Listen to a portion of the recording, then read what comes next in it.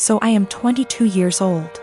I don't have much knowledge about finances and stuff as I still live at home as I'm at university. I do however pay my parents about £300 a month rent, I pay my own phone plan, buy material stuff I want or need, pay out for other services like for music or whatever, and try to put as much as I can in savings whilst still keeping enough in my main account for day-to-day purchases. Currently, I am saving up for driving lessons and hope that if I pass decently, I can use some of my savings towards getting a car. I'm in my final year of uni, so I'll be done and able to work full-time when all this happens. I also decided to get a credit card so I can learn how to manage credit wisely and build some up. My credit score is good for someone of my age and circumstance, but obviously it's nothing great in comparison for other stuff. I should point out that at most I only plan on using this card with a total adding up to £100. I've stuck to that so far and only actually used it twice, with these purchases only adding up to £80, and I paid it off quickly. I do not plan on exceeding my limit anytime soon, as I've heard far too many horror stories of people just using their credit card too much cause it was handy and getting into debt. The only people I disclose this to was my dad, as my mom has the tendency to blab to my brother and sister-in-law, both 28. She happened to overhear us talking one day, and before I knew it, my brother and sister-in-law got wind and asked me if they could use it. They both admitted they had debt spurned on by excessive credit card use and thought that since I basically had nothing owed on mine, it was free money. I told them quite politely that I was really uncomfortable with that idea and that I would owe the money and I can't magic up that kind of money. Things went quiet until a few days later they both turned up at the house. They were nice to start with, but basically started demanding I let them use the card, and they tried to manipulate my mother into guilting me into doing it. I got really angry, and when my brother said I owe it to them because they used to babysit me up until a couple of years ago, I laughed in their faces and walked out. When I came home, I learned they tried to manipulate my dad and he kicked them both out. My mother then tried and he told her to go too, and she is currently staying with my brother and Sil. The only person on my side is my dad, who tells me they're all trying to take me for a ride and they're trying to manipulate me cause I'm young and they think I'm vulnerable. My brother, sister-in-law and mom on the other hand think it isn't a big deal letting someone else use my card. It's really messing with my head, and I just want everyone to stop being in an argument. I have 3 fingers missing on my dominant hand. It's fine. I can type and everything, and even manage to tie my shoelaces most days, and on the days I can't, that's the dyspraxia. However, I won't deny that it looks a bit odd to most people. I only have my 4th and 5th fingers, so my hand looks a bit like a child's drawing of a rabbit, and not a good one. I'm used to people asking about it, usually after staring for a good minute or two, but I still find it annoying. I really don't get why you'd think it would be an okay thing to ask someone about, but hey, I wasn't raised in a barn. Usually I nip the questioning in the bud by just explaining the truth from the get-go, and assuming that enough people will gossip about it that the message will spread by the end of the day. It always does. Anyway, I started a new job about a month ago, and I honestly could not face going through that same cycle again. I felt like the time had come to not play into it anymore and to make something out of it, and I decided to make myself laugh. When the first new coworker asked about it, I completely lied and told her that I chewed them off as a baby. I then decided to tell the next person who asked that I cut them off with a plastic knife at a picnic. And the next person that I was born with 6 fingers and they removed too many, and so on. All genuinely ridiculous reasons, but I'm a good actor and they actually believed my stupid lies. I didn't expect them to, a plastic knife, through bone, but there you go. Maybe they just thought there's no way I'd lie about how I lost my fingers. Within about 3 days, I learned that my coworkers had been arguing about the actual reason, and it seems like a lot of them now actively dislike me for lying to them. I'm probably going to have to make some cupcakes over the weekend with my super cool 3D printed adaptive whisk to get back into their good books. Anyway, I told this story to my brother today, and he told me that I was an asshole because I caused tension within the office on my first day and made people feel stupid for being gullible and believing my lies. My argument is that I'm not the asshole because they were asking a rude, albeit common, question, and because I didn't do it with the intention of deceiving them. I was just honestly fed up of the question and didn't think they'd think I actually severed 3 fingers with dental floss when I was 3. I'll accept my judgment, though. Not cool to ask people why they lost limbs or digits just because you want to sate your morbid curiosity. A few reminders for people: I'm not a male, don't know why everyone assumed that. Don't ask people about something that could be traumatic, especially when you don't actually know them.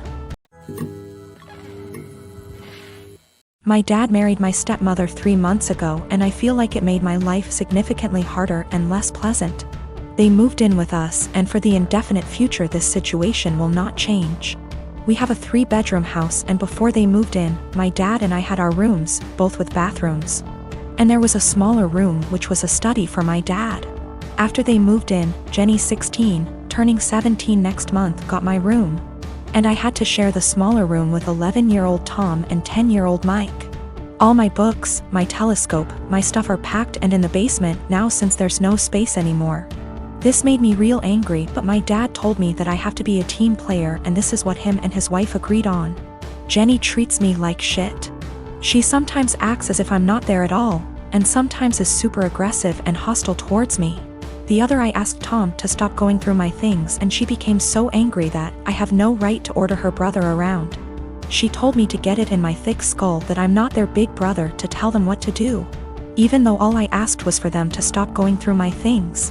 She said it's best if I don't talk to them at all, since that way they will get less influence from a weirdo like me. What I don't get is that if she's so concerned that I might leave a bad influence on Tom and Mike, why doesn't she take them into her room? Tom and Mike don't respect any boundaries. They're always through my stuff.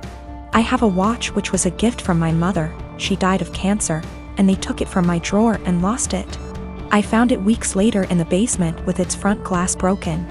Before they moved in, I used to get a $100 allowance every month.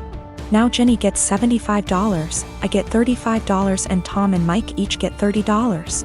I had an Xbox, but these kids broke it down. I used to spend a lot of time with my dad. He used to come see me play basketball almost every week. He hasn't done it even once in the past 3 months since he's always working overtime. We eat out once a week, and none of them in these 3 months have been to any of my favorite places, but Jenny, Tom and Mike have each chosen their favorites more than once. I complained about all of it to my father last week, and he told me that family is all about sacrifices, and I have to make mine. Haven't I made enough sacrifices already? I feel like I'm the only one making sacrifices. I looked forward to them moving in here, but I now feel like an outsider at home. It's not my home anymore. Life has become very difficult for me. I spend as much time as I can outside because inside is so frustrating, but this is causing problems as well. My dad keeps telling me that not being around means I'm not accepting them as part of the family, while in reality it's the opposite. So I get grounded for not being around, and being around is horrible. I don't want to live here anymore, but I'm only 15 and can't move out. I have nobody else who can take me in. I can't stay here for 3 more years. I'll go crazy. I often fantasize about running away at night, but I know that's also as horrible, if not even more. My wife and I have been together for 5 years, married for 3, and have no children. For our first few years together, she was a full-time attorney working 50 to 60 hours per week. At that time, her income was approximately 40% higher than mine. The income disparity did not bother me at all. I mean, who doesn't like more money? But neither of us was happy about the amount of hours she had to spend at work. When we met, she was already pretty burnt out and unhappy with the stressful job. I tried my best to be supportive and encourage her to look for other jobs that would be less stressful. She was open to it, but knew it would be a big pay cut. She said she would rather stick it out for a while longer so we could pay off her student loans and save money for a new house. Once the loans were gone and we had moved into our new home, she found a part-time /15HRS//WK job working from home, doing something more in line with her interests. Her stress level went way down, and so did her income. She still makes very good money, but her income is about a third of her previous job. This is absolutely not a problem financially. My income has steadily increased and she's still bringing in plenty. We are doing great and have no money problems. I have no regrets about any of it. The thing is, every once in a while, she'll mention that she feels sad that she doesn't contribute because her income is so much lower than mine. I tell her this is absolutely not true. Not only does she still have great income, but she contributes in so many other ways. Since she has a very flexible work schedule, she is able to do most of the household chores, takes care of errands during the day, does a lot of the shopping, etc. She basically keeps our household running. But I think in her mind, the work she does for our household does not make up for the loss in income. She recently found out we are eligible for health insurance through one of her attorney organization memberships. She sent me the details, but it turned out that our current plan we have through my job is still a better deal. I texted her and said I looked into it, but we should stick with what we have.